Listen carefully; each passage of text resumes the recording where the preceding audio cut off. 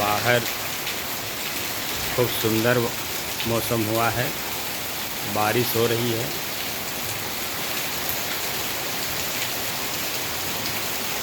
बारिश का नज़ारा है।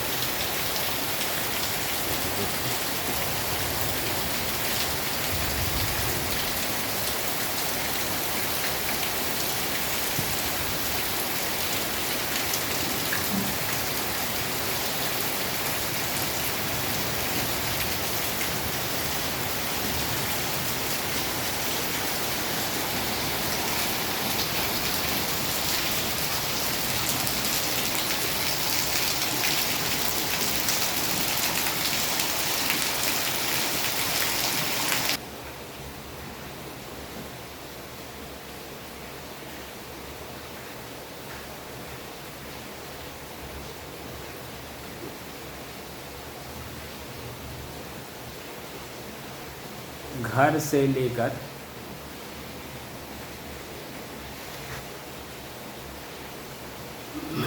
लेकर और इस ध्यान कक्ष तक आने में आपकी मनोदशा कैसी थी, क्या इसके बारे में बता सकते हैं? आज की बात है। साहब पानी खूब बरस रहा है, गंजे के सहारे से धीरे धीरे करते हैं। बताइए साहब, बारिश बहुत तेज हो रही है और छाता और डंडा के सहारे धीरे धीरे आए हैं, यहाँ तक आ गए हैं, कठिनाई का सामना करते हुए।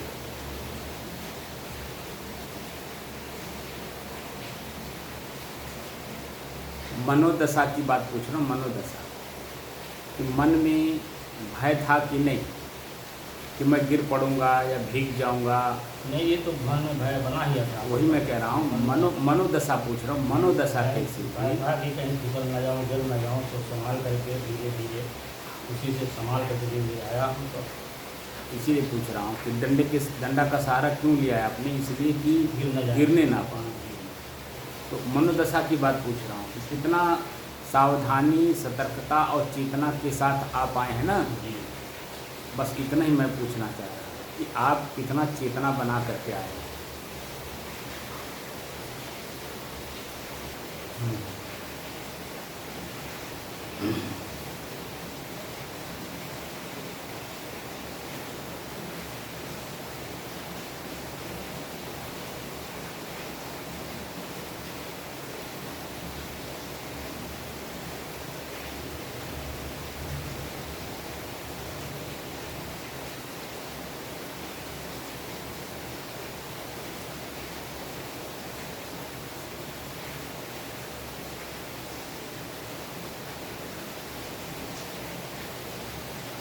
अपने ही चंचल मन को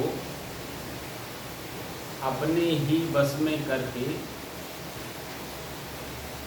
एकाग्रता, स्थिरता एवं स्वयं अपने आप में शांति का अनुभव करने की दृष्टि से साधना करते करते आज 979 दिन हो गए। तारीख 13 जुलाई सन 2024, दिन शनिवार, प्रातःकाल का समय।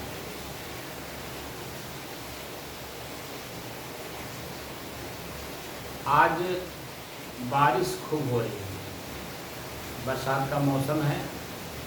बरसात के मौसम का जो बारिश होता है, मंडली बारिश, वह हो रहा है। जब आपकी नींद खुली होगी, आपको ये पता लगा होगा कि बारिश हो रहा है, तो मन में एक भाव उत्पन्न होगा कि कैसे जाएंगे, ध्यान साधना कक्ष तक हम कैसे जाएंगे। तो जो कैसे शब्द का एक प्रश्न आपके अंदर में जागृत हुआ, वही आपकी चेतना है। तो दूसरा प्रश्न मन में ही उत्पन्न हुआ होगा नहीं, उसी प्रश्न का उत्तर आपको मिला होगा कि रहने दीजिए, आज बारिश हो रही है, नहीं जाएंगे। लेकिन दूसरा ही मन प्रश्न करेगा, नहीं, वह मेरा निजी काम है और मुझे जाना ही जाना है। तो जो पहला प्रश्न है वो चेतना दिया आपको, उसका उत्तर दिया सोने वाली कि नहीं जाएंगे आज। लेकिन दूसरा ही प्रश्न चेतना वाला दिया, नहीं, वह मेरा निजी काम है, वह मेरा निजी काम है। और यही चेतना आपको देखिए देखकर, जानकर और समझकर यहाँ तक आने में मजबूर किया, और सावधानी, सतर्कता, चेतना बना करके आप यहाँ तक आए। तो एक एक परग जो चले होंगे, उस एक एक परग में कितनी सावधानी, कितनी सतर्कता, कितनी चेतना में रह करके आप आए होंगे।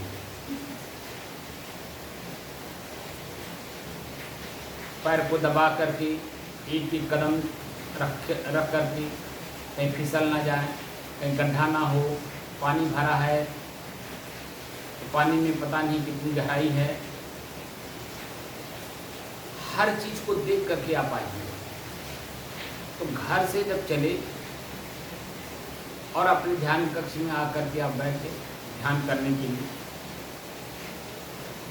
तो जो चेतना रख करके आप चले, तो देखिए ना आप कहीं गिरे, ना कहीं गड्ढे में पैर पड़ा, ना कहीं आप फिसले, ना ही आप भीगे, क्योंकि छाते को पकड़ करके रखे और हाथ में डंडा लेकर के सतर्कता से आप एक एक कदम बढ़ा करके यहाँ तक आए। इसका जिक्र मैं क्यों कर रहा हूँ? ये व्यवहार है, शरीर को मैं अपना मान रहा हूँ, या शरीर को ही मैं अपने आप को मान रहा हूँ कि मैं ही शरीर हूँ। तो सतर्कता, सावधानी बरत करके अपने आप को बचा के आए कि नहीं? जी आए। सेम वही चीज़ में भीतर करना है, जो व्यवहार में आपने किया वही चेतना, वही सावधानी, वही सतर्कता, वही देख कर, जान कर, समझ करके हमें अब अपने तक जाना है, क्योंकि शरीर पराया है। पराया किसका है? पंच प्रकृति का है। और पंच प्रकृति जब तक कृपा की हुई है मेरे ऊपर, तब तक ये शरीर मेरे पास है। और जिस दिन वो अपनी कृपा वापस कर लेगी, उस दिन ये शरीर मेरे पास नहीं रह जाएगा। इसलिए जो कृपा की हुई है प्रकृति, और आपको अपने स्वयं के धाम कह लीजिए, या स्वरूप स्थिति कह लीजिए, या आत्म स्थिति कह लीजिए, या आत्म कल्याण कह लीजिए, कैवल्य कह लीजिए, निर्वाण कह लीजिए, मोक्ष कह लीजिए, वहाँ तक पहुँचने का मार्ग प्रशस्त करके आपको मानव जीवन दी है। और इसी मानव जीवन में हमें अपने तक पहुँचना है कि मैं स्वयं कौन हूँ। अब मैं स्वयं कौन हूँ को जानने की दृष्टि से ही हम लोग साधना कर रहे हैं। 979 दिन से लगातार मन के अंदर में जितना कबाड़ भरे थे, बाहर सुन करके, पढ़ करके, देख करके, क्रिया करके, अच्छे बुरे का, सबको हमको खाली करने में समय लगा। अब जब खाली हो गया है, हल्कापन महसूस हो रहा है और निजी अपना काम समझ में आ रहा है कि मानव जीवन का निजी काम है स्वरूप स्थिति, आत्मस्थिति, कल्याण और मोक्ष। तो अब समझ में आ रहा है कि जो समय मेरा चला गया वो समय मेरा निरर्थक चला गया। जो कि जब उस समय में हम थे तो उस समय के आधार पे शरीर, परिवार और समाज और संसार यही सत्य दिख रहा था। लेकिन अब समझ में आ रहा है कि वह सत्य नहीं, बल्कि हमारा उनका व्यापार चल रहा था, लेन देन चल रहा था। जिसका लेन देन जहाँ ख़त्म हुआ वही वो अपना रास्ता अलग कर लिया। जैसे आपकी पत्नी, सगी पत्नी, जब शादी का फेरा लिए होंगे तो 7 जन्म जीने मरने का कसम खाया होंगे, और वह देखिए बीच में ही आपको 3 साल पहले छोड़ के चली गई। तो एहसास होता है कि जिसको मैंने अपना माना और जिसको अपना मान करके मैंने दुख सुख सह करके दुत्कार फटकार, कष्ट, ठंडी गर्मी, बरसात, भूख प्यास, मान अपमान सब कुछ सहन करके पैसे कमाए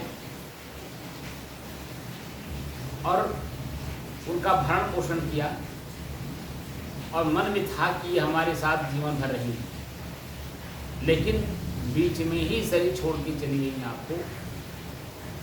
वो आपको तो छोड़ी, बच्चों का भी मोह नहीं था, यहाँ तक कि उनको अपने शरीर का भी मोह नहीं था, छोड़ के चली गई। अब मन में उत्पन्न हो रहा है कि जीवन में कुछ है नहीं, अगर कुछ है तो है सत्संग, स्वाध्याय, चिंतन, मनन और स्वयं की खोज, अर्थात स्वयं मैं कौन हूँ, क्या ये शरीर ही मैं हूँ, शरीर के अंग मैं हूँ, शरीर के अंगों के विषय मैं हूँ, उनके भोग मैं हूँ, क्या हूँ मैं।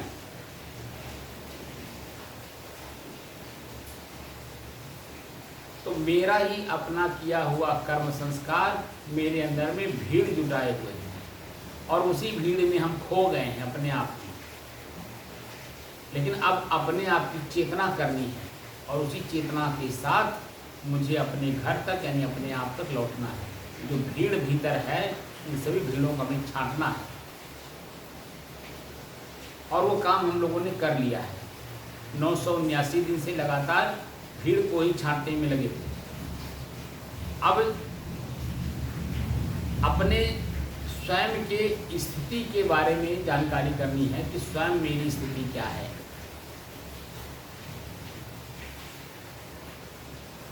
तो स्वयं की स्थिति को जानने के लिए जो साधन हम लोगों ने प्रयोग किया है श्वास, तो श्वास जैसे अलग मालूम हुआ, श्वास के अंदर में कौन कौन से तत्व कब कब मिले, हमें क्या क्या अनुभव कराए।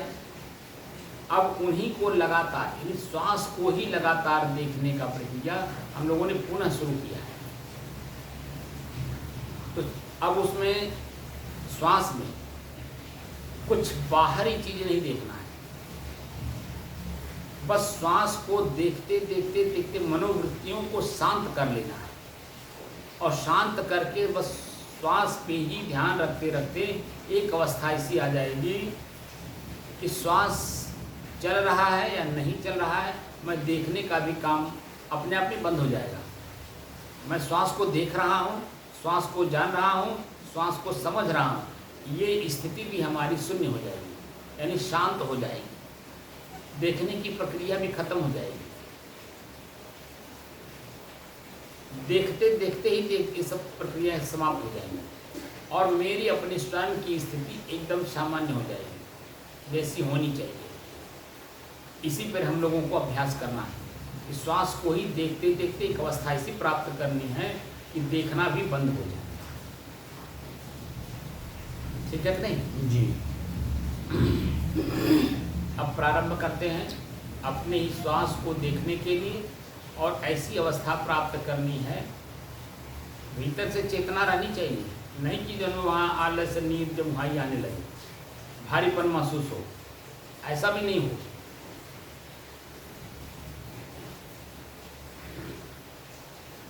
अपने श्वास को अपने से अलग होकर देखने का अभ्यास प्रारंभ करते हैं।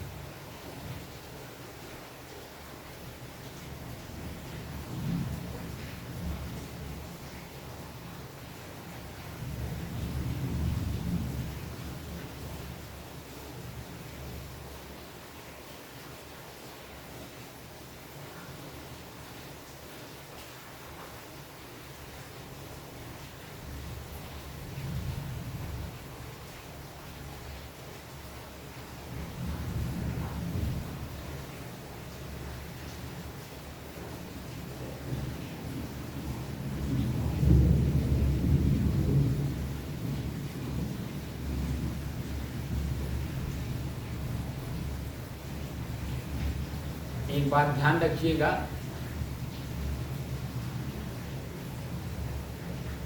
कि देखना बंद होगा, लेकिन महसूस होना तो रहेगा ही।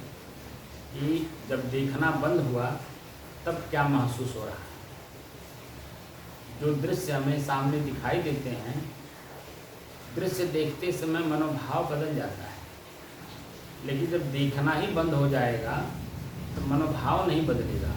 तो जो मन का भाव है अपने आप में स्थिरता का, शांति का, एकाग्रता का, वह बना रहेगा, ये महसूस होगा।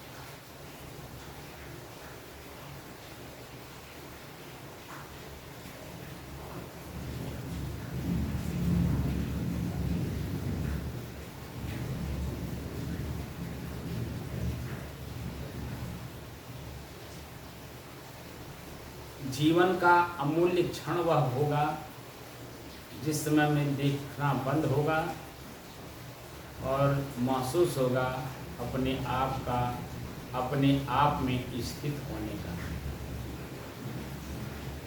यही हमारे जीवन का उद्देश्य है और अपने ही उद्देश्य में, अपने ही उद्देश्य को पाने में हम कामयाब होंगे। लेकिन पहला झलक हमको ऐसा लगे चेतना में रहकर कि देखना बंद हुआ।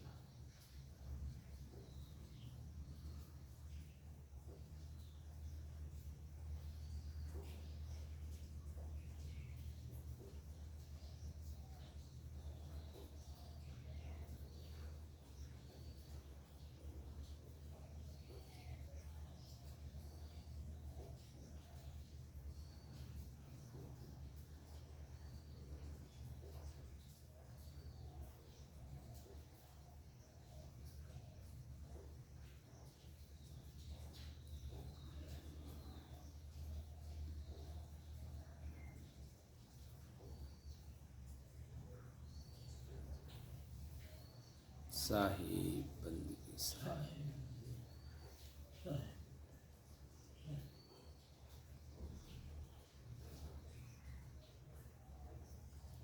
भीतर से चेतना में रहकर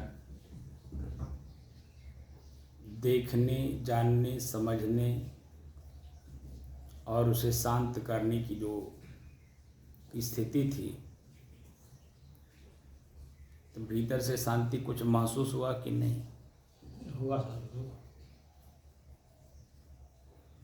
जब भीतर से शांति महसूस होती है तो देखिए कि शरीर के सारे अंग एकदम हल्के लगते हैं जी। भारी नहीं महसूस होते हैं। जी। क्योंकि जब हम देख करके काम करते हैं, जान करके और समझ करके करते हैं, तो जब उसकी अंतिम छोर यानी जो चाहना हमारी है जब वो मिल जाता है, उसके बाद कुछ करना नहीं रहता है। तो जब करना नहीं रहता तो अपने आप ही उससे उत्पन्न होने वाले भारीपन, दबाव, तनाव, चिंता वो अपने आप खत्म हो जाते हैं। लेकिन जब तक वो मिलता नहीं है तब तक चिंता लगी रहती है, दबाव बना रहता है,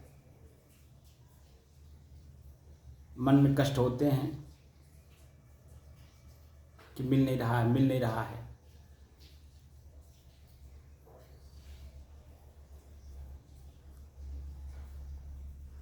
जब मिल जाता है तब सारी मन की चिंता, फिक्र,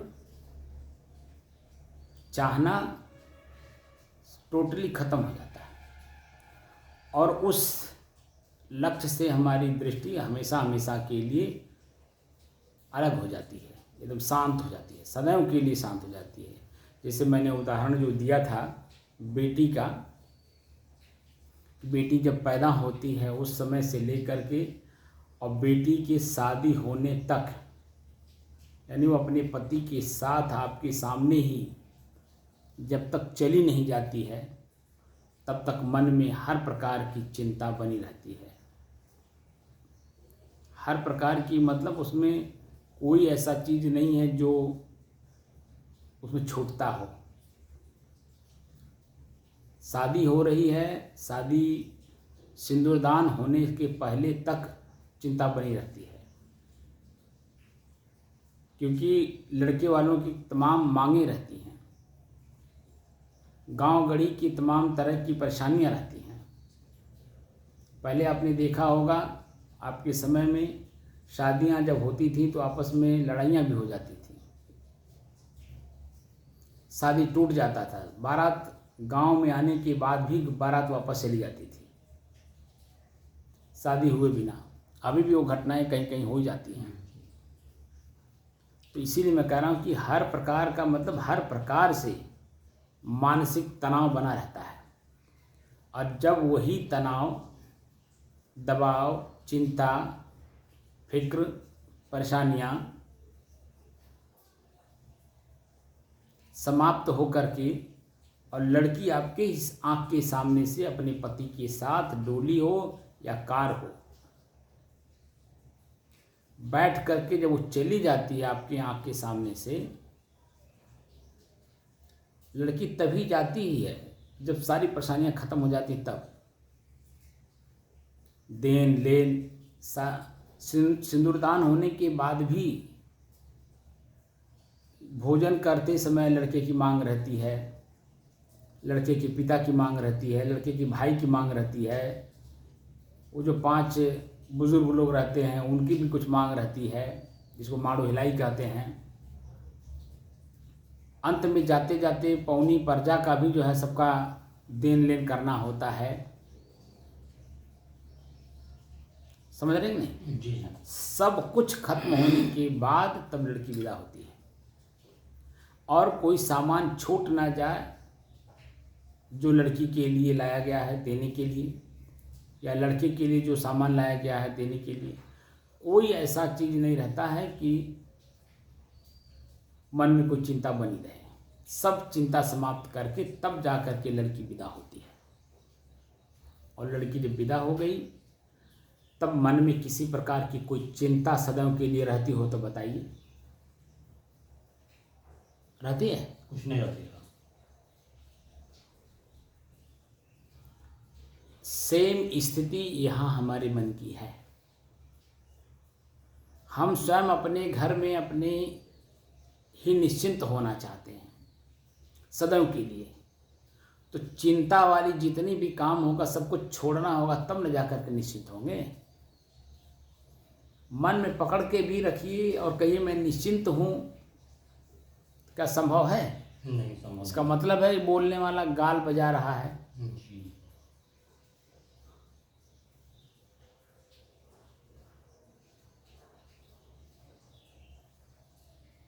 इसलिए जो वास्तविक स्थिति है वो सामने दिखता है, लेकिन हम कल्पना में दौड़ते रहते हैं, कल्पना में दौड़ते रहते हैं, कल्पना में दौड़ते रहते हैं, और आज तक कल्पना में दौड़ने की वजह से ही हमें मोक्ष समझ नहीं आया, अध्यात्म समझ नहीं आया। जब व्यवहार ही समझ में नहीं आया तो अध्यात्म कैसे आएगा?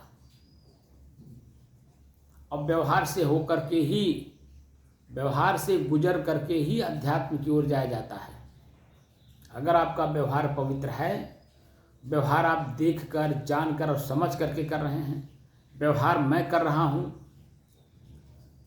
ऐसा जब आभास होता है, तब जाकर के व्यवहार में पवित्रता आती है कि मैं कर रहा हूँ। तो करते समय और उसका परिणाम लेते समय भी हम चेतना में रहते हैं। तो जब व्यवहार हमने किया और उसका परिणाम सामने आया तो हम चेतना में रहते हैं। तो क्या चेतना में रहते हैं? अपनी कमी दिखाई देती है कि मेरी अपनी कमी की वजह से ही इस व्यवहार में त्रुटियां आई हैं। अब उस त्रुटि को हम ही को ठीक करना है, हम अपनी त्रुटि ठीक कर लें। जब हम चेतना में रहते तभी समझ में आता है। और जैसे त्रुटि ठीक किए तो जो उसका परिणाम आप चाहते हैं जिस तरह से, अपने आप आपके सामने प्रस्तुत हो जाएगा कि नहीं? जी।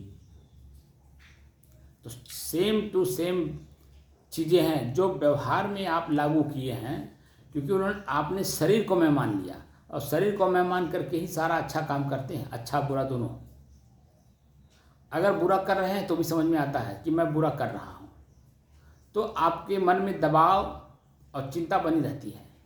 तो उसको ठीक करते हैं और आगे चल करके आपकी दबाव और चिंता खत्म हो जाती है। तो आपको लगता है कि मैंने अपनी गलती सुधार ली,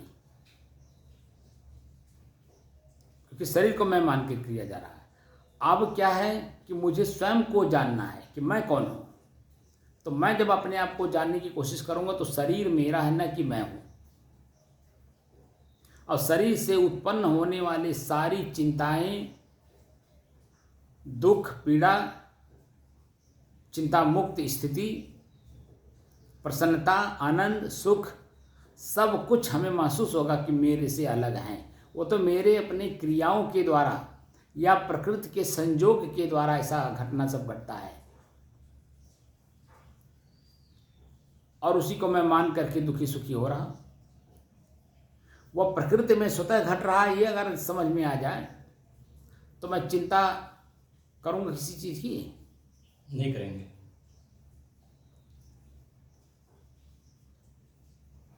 और जब चिंता नहीं होगा तो चिंता मुक्ति की स्थिति अपने आप बनी रहेगी। तो गलती भी नहीं वहाँ आपसे होगी, क्योंकि आप चेतना में हैं और मैं अपने आप में शुद्ध हूँ, शांत हूँ, स्थिर हूँ और एकरस हूँ। इस स्थिति में जब आप रहेंगे तो चेतना बनी रहेगी, और जो भी घटनाएं घट रही हैं उन घटनाओं को तुरंत आप, अगर बुरा है तो उसको सुधार लेंगे, अच्छा बना लेंगे, और अच्छा है तो उसमें अहंकार नहीं करेंगे, और अहंकार नहीं करेंगे तो क्या करेंगे? वह स्वतः प्रकृति में हो रहा था। जैसे एक आम आदमी कहता है भैया भगवान जौन चाहले तौन हो गई, अब बिटिया दे रहा तो बिटिया दे डालें, बेटवा दे रहा बेटवा दे डालें, अब जौन दे डालें उन्हीं के साथ हमें जीवन गुजारना है प्रसन्नतापूर्वक। एक आम आदमी इस तरह की भाषा बोलता है, क्योंकि उसको भगवान के बारे में जानकारी नहीं है कि प्रकृति को भगवान कहते हैं। अब प्रकृति कहाँ से आई? आपके अपने ही पूर्व के कर्मों के अनुसार आज की प्रकृति बनी हुई है। और आज जो कार्य का आप करेंगे वही कार्य आपके मस्तिष्क में, मस्तिष्क मतलब प्रकृति में ही तो रहेगा। मस्तिष्क क्या है? चेतना। चेतना किसका गुण है? प्रकृति का है। तो वो सारी चीज़ें जो है आपकी प्रकृति सब कुछ अपने अंदर में ही निहित कर रही है अगली प्रकृति बनाने के लिए। इसलिए अपने सभी कर्मों को हमें अपने से अलग होकर के देखना है, जानना है, समझना है। और देखने, जानने, समझने के बाद भी अपने आप में शांत रहना है, क्योंकि वो मेरे में नहीं हो रहा है, स्वतः प्रकृति में हो रहा है। वो मैं समझ रहा हूँ कि मैं कर रहा हूँ, मैं कुछ नहीं कर रहा हूँ, क्योंकि मैं तो स्थिर हूँ।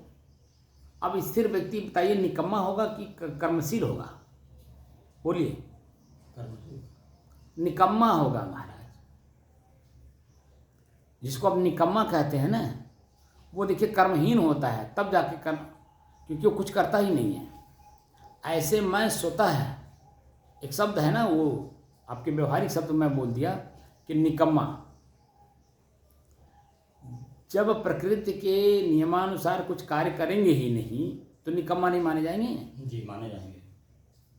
जब आप शुद्ध हो, आप में कुछ है ये नहीं है, स्थिर हो, शांत हो और एकरस हो, चार बातें कहा कि नहीं जी, तो उसमें जब आप देखेंगे तो आप निकम्मा माने जाएंगे कि नहीं? जी माने जाएंगे। इसीलिए सदगुरु कबीर ने एक जगह कहा है, निष्कर्मी की निंदा कीजिए और कर्म करे ताही चित दीजिए। ये इसी जगह के लिए उन्होंने प्रयोग किया है। जैसे जो विद्वान लोग हैं, जो समझदार लोग हैं, जो समाज को दिशा देते हैं, वो कर्म करने वाले को ही अच्छा मानते हैं। लेकिन जब अध्यात्म में आएंगे, वो तो व्यवहार में आप अच्छा बुरा बन रहे हैं ना कर्म करके, लेकिन अध्यात्म में जब तक निष्क्रिय नहीं होंगे, क्रिया आपकी रुकेगी नहीं, खड़ा कैसे होंगे, स्थिर कैसे होंगे, तब तक शुद्धता का, स्थिरता का, शांत का, एक रस्ता का अनुभव कैसे होगा? जी। इसका मतलब है मन चंचल है और चंचल मन से हम कोई कार्य कर रहे हैं, स्थिरता वहाँ है ही नहीं, तो गलतियाँ होंगी ही। और गलती ना भी हो तो अच्छे का अहंकार होगा कि नहीं, मैंने किया, ऐसा अनुभव होगा कि मैं किया, और वह 10 जगह आप बोलेंगे। और जब आप प्रकृति के नियम को जान जाएंगे तो 10 जगह नहीं, एक जगह भी बोलने में आपको कठिनाई होगी, क्योंकि मैं तो किया ही नहीं, तो स्वतः प्रकृति में संयोग हो गया, संयोग से हुआ है, मैंने कुछ नहीं किया है। जैसे गर्मी हम लोगों ने सहा, ठीक है,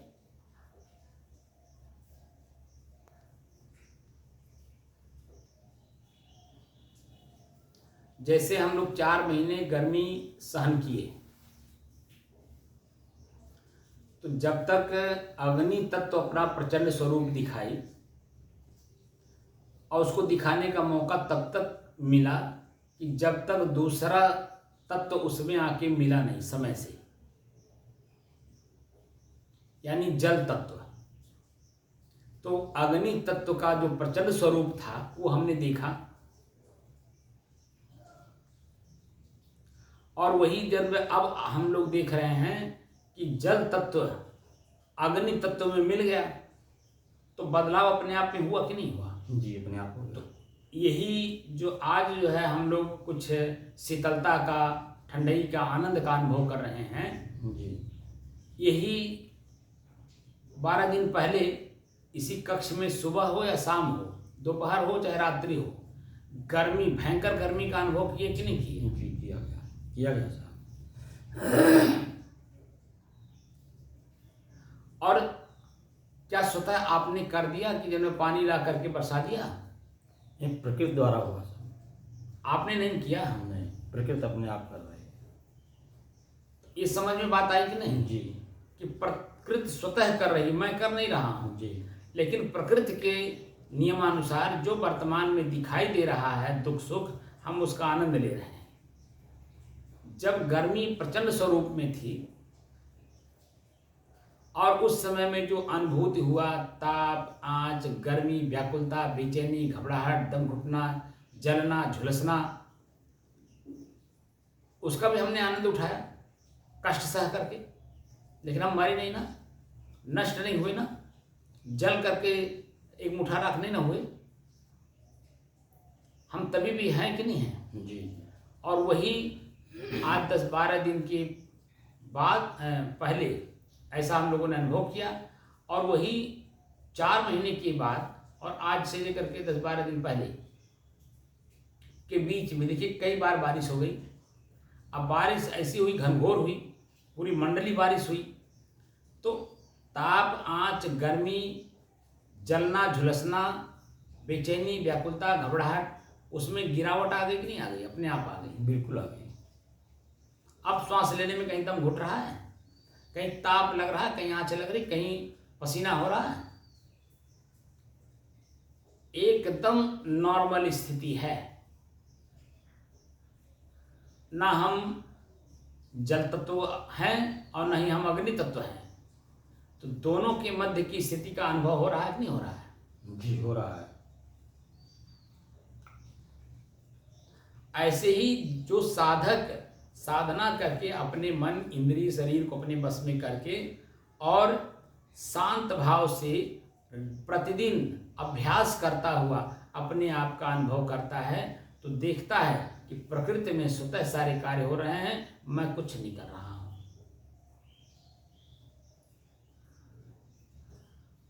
कोई भी क्रिया, जगना, सोना, श्वास लेना, बोलना, देखना, सुनना, चखना, खाना, जो कुछ भी क्रिया हो रही है सब प्रकृति में फिक्स है, नियमानुसार। आपको 1 गिलास पानी कहाँ पीना है, आपको प्रकृति वहां ले जा करके आपको उस 1 गिलास पानी पिलवा देगी। आपको पानी नहीं भी पीना है, खाली श्वास लेना है, तो जहाँ का हवा आपका होगा श्वास लेने के लिए, वहाँ देखिए सिस्टम से आपको वहाँ पहुँचा देती है। ऐसे भी घटना आपने देखा होगा ना, जहाँ आपको पानी भी नहीं मिलता है, भोजन भी नहीं मिलता है, यहाँ तक कि वहाँ बैठ नहीं सकते हैं, लेकिन फिर भी श्वास लेना यानी हवा तत्व वहाँ है, आपको अपने अंदर लेना है, छोड़ना है, लेना है, छोड़ना है, तो वहाँ आपको जा करके उस हवा तत्व को भी लेना और छोड़ना है।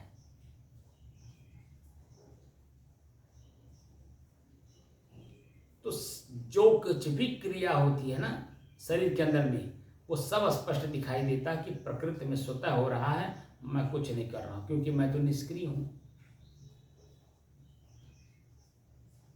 और वही निष्क्रिय स्थिति ही हमारी मोक्ष दशा है, क्योंकि वहां कुछ भी क्रिया नहीं हो रही है, किसी भी प्रकार का कोई तत्व मेरे तक पहुंच नहीं सकते हैं, और मैं अपने आप में एकदम स्थिर हूं। और वही मैं चाहता हूं और वही मुझे अनुभव हो रहा है जो मैं चाह रहा हूं। हर व्यक्ति मोक्ष चाहता है, लेकिन मोक्ष वाला कार्य करता ही नहीं तो मोक्ष मिलेगा कैसे? जैसे आपको अन्न पैदा करना है तो किसानी करते हैं, तो उसमें से लाभ मिलता है तो दिखाई देता, तो बार बार आप करते हैं, बोलते नहीं है, करते हैं, और कर करके उसका लाभ हानि आप स्वतः उसका प्राप्त करते हैं।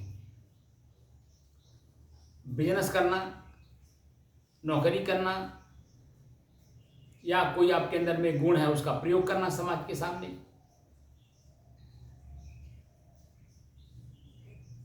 जो चीजें आपके अंदर में हैं बाहर से आप चाहे तो मिल गया, लेकिन जिसको सही रूप में आप चाहते तो हैं, लेकिन उस रूप में कार्य करना नहीं चाहते तो कैसे मिलेगा बताइए?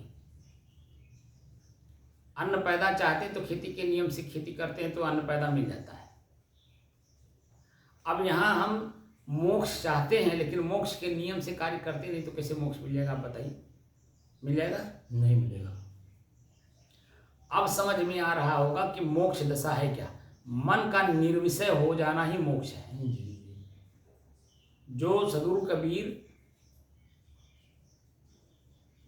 बीजक के अंदर में कहरा प्रकरण में पहले कहरा के पहली लाइन में उन्होंने कहा कि सहज ध्यान रहो, गुरु के वचन समाई हो। तो ध्यान क्या है? जो सहज में हो। तो वहाँ सीधे सीधे पतंजलि योग दर्शन का उन्होंने जिक्र किया कि ध्यानम निर्विषयम मन है। ध्यान क्या है? मन का निर्विषय हो जाना। तो जितनी हमारी इंद्रियां हैं, उनके जो विषय हैं, उनके जो भोग हैं, उससे अपने मन को मुक्त कर लेना, ये ध्यान है। तो जो स्थिति हमारी अभी बनी थी, हम देखिए आँख से देख नहीं रहे, कान से सुन नहीं रहे, मुंह से कुछ खा नहीं रहे जो जीभ को स्वाद मिले, हाथ से कुछ कर नहीं रहे हैं, पैर से चल नहीं रहे हैं, इंद्री जो शिश्नेंद्री है उससे कोई क्रिया हो नहीं रही है। तो सब कुछ को देखते हुए मैं एकदम निर्विषय हूँ कि नहीं जी। मन की जो दशा शांत स्थिति बनी है, वो शांत की स्थिति किसी भी इंद्री की कोई क्रिया न होने की वजह से हुई। अगर क्रिया इंद्री की होती रहे और हम अपने आप को कहें हम निर्विषय हैं, तो क्या संभव है? नहीं। आंख देखेगा तो रूप उसका विषय है कि नहीं? जी। और रूप में परिवर्तन है तो उसमें सुख दुख का अनुभव होगा कि नहीं? जी होगा। और जो सुख दुख का अनुभव होगा वही तो मेरा मिलावट है, जो कि मैं दुख सुख से परे शुद्ध शांत स्थिर और एकरस हूं। तो मेरी जो स्थिति है वो शुद्धता की है। और ये जो दृश्य आंख ने देखा रूप के रूप में, तो वो रूप में जो परिवर्तन हुआ, अगर अच्छा आया तो मन प्रसन्न होगा, खुश होगा, पाने की ललक बढ़ाएगा। लेकिन कहीं कुरूप आ गया तो भागेगा, मन खिन्न होगा, मुंह फेर लेगा, आंख उस पर बार बार जाएगी नहीं, आकर्षण उसमें होगा नहीं, दुख प्रकट करेगा। कौन सामने पड़ गया, क्या इसी समय इसको पढ़ना था, तरह तरह का शब्द बोल करके वो अपने को कष्ट तो करेगा ही, सामने वाले को भी कष्टित करेगा। जैसे आपने देखा होगा, बिल्ली रास्ता काट दी तो मन खिन्न हो जाता है, देखो बिल्ली सामने आ गई। कोई तेली, अगर तेली हो या उसकी औरत हो, तेली अगर सामने पड़ गई तो देखिए मन खिन्न करता है। या कोई और चीजें अगर पड़ गई तो अगर अनुकूल है तो प्रसन्न करेगा कि बड़ा अच्छा हुआ, बड़े संयोग से इसका चेहरा देखने को मिल गया, आज मेरा काम हो जाएगा, मन में बड़ा प्रसन्न होता है। लेकिन किसी का दूसरे का चेहरा अगर दृश्य पड़ गया तो मन में खिन्नता। तो ये जो विकृतियां पैदा कर दी गई, और यही विकृतियां हमारे मन मस्तिष्क के अंदर में अस्थायी रूप से भरी पड़ी हैं। अब इन्हीं दृश्यों को देख करके, जान करके और समझ करके निकालना, बाहर करना है।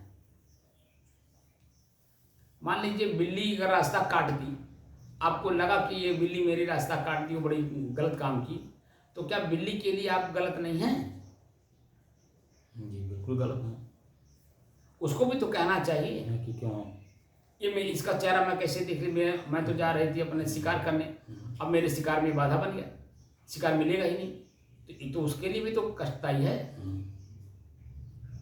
जिस तेली की बात आप करते हैं, क्या वो तेली के अंदर में वो भाव नहीं जगता होगा कि ये मेरे सामने कैसे पड़ गया?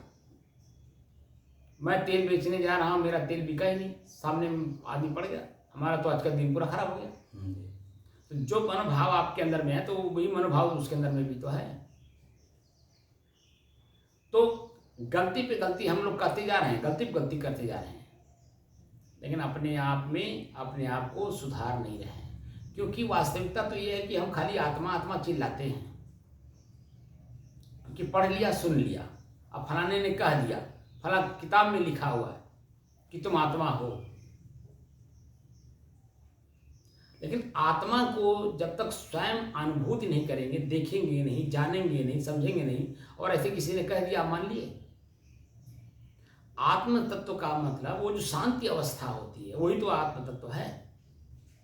मन में कोई क्रिया नहीं हो रही है, निष्क्रिय अवस्था जो हमारी होती है, वो अवस्था हमारी आत्मा की होती है। हम उसको देखते नहीं। मन जो है, मन अपने आप को कह देता है मैं ही आत्मा हूं।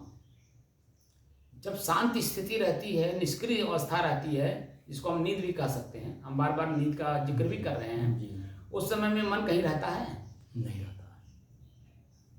शरीर का भान मन कराता है कि मेरे शरीर पे मक्खी बैठ गई, मेरे शरीर पर मच्छर बैठ गया, मेरे शरीर पे वस्त्र नहीं है, ये सब जो आभास कराता है ये मन ही कराता है। जी। और मन की अवस्था वहाँ रहती नहीं, तो वो जो अवस्था होती है उसको आत्मा कहते हैं। लेकिन मन ने, आँख ने पढ़ लिया, कान ने सुन लिया, वो मन बन गया, तो अपने आप को चिल्ला रहा कि मैं आत्मा हूँ, मैं आत्मा हूँ। अरे तुम मन के अधीन हो, आत्म तत्व के अधीन नहीं हो। आत्म तत्व के अधीन में रहोगे तो वहाँ बोली ही नहीं निकलेगी, वहाँ चिंतन ही नहीं होगा, वहाँ आँख देखेगा ही नहीं, कान सुनेगा ही नहीं, हाथ हिलेगा ही नहीं, जीभ बोलेगा ही नहीं, कोई क्रिया नहीं होगी। जो अभी हम लोगों की अवस्था बनी थी, मन में कुछ था? कुछ नहीं था। मैं बोल रहा था कि आप सुन रहे थे ना। सारी स्थितियां एकदम बंद थी।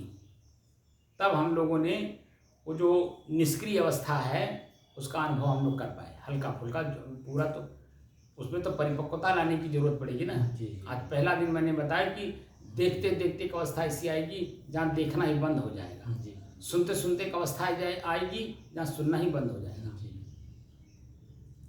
सूंघते सूंघते दुर्गंध आते आते एक अवस्था ऐसी आएगी कि दुर्गंध आना ही बंद हो जाएगा। इसलिए मैं कहा था कि अभ्यास करिए, क्योंकि वह विद्यार्थी काल था। विद्यार्थी काल में हर बात को, अगर मास्टर की हर बात को बच्चा स्वीकार नहीं करेगा, पढ़ेगा नहीं, जानेगा नहीं, उसको अपने मन मस्तिष्क में बैठाएगा नहीं, तो जब अगले कक्षा में जाएगा जहाँ उसका प्रयोग करना है, प्रयोग करके जो उसके सही अर्थ देने हैं, वो समझेगा क्या? इसीलिए मैं बार बार गुस्साता हूँ कि जो मैं बता रहा हूँ उसका अभ्यास करिए, क्योंकि आगे का आपको पता नहीं है कि इसका आगे चल करके कहाँ पर कैसे उसका प्रयोग करना है। जब हमारी स्थिति बन जाती है, नाक अपना सुगंध दुर्गंध भी छोड़ देती है हमारी अपनी स्थिति में, वो निष्क्रिय अवस्था है। अपने शरीर का हम कहाँ बैठे हैं हमें आभास नहीं होता है, भाने नहीं होता है। हमारी स्थिति नींद में है शरीर की, या शरीर पे पृथ्वी पे पड़ गया, या सीधे सीधे खड़ा है, यानी बैठा हुआ है, आपको दिखाई दे रहा है, कोई स्थिति पता नहीं चलती है। इसीलिए अभी हम चेतना में रह के काम करा रहे हैं, और यही चेतना अवस्था जब अपने परिपक्व अवस्था में आएगी तब हम इसको शवासन करा देंगे, लेटा करके।